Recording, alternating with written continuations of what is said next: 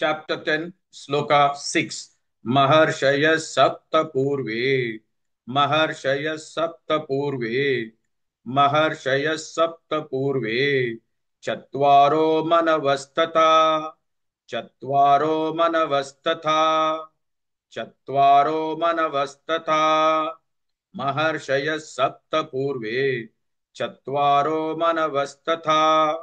Maharshaya Sapta Purve.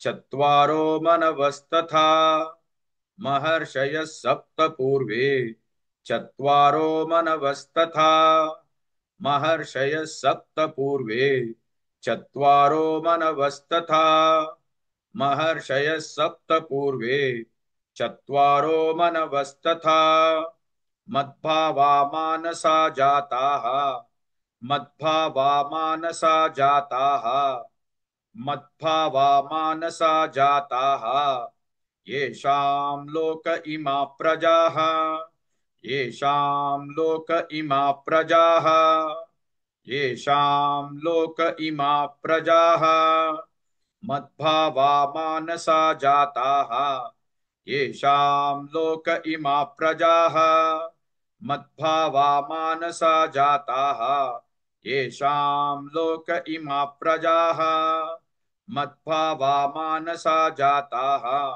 येषां लोक इमा प्रजाः मद्भावा मानसा जाताः येषां लोक इमा प्रजाः मद्भावा मानसा जाताः येषां लोक इमा प्रजाः महर्षयः सप्त पूर्वे चत्वारो मनवस्तथा मद्भावा मानसा जाताः येषां लोक इमा प्रजाः. Please like and share this video because you could be instrumental in helping someone around the world recite the Srimad Bhagavad Gita, thereby helping them to have a life of unending opulence, victory and prosperity.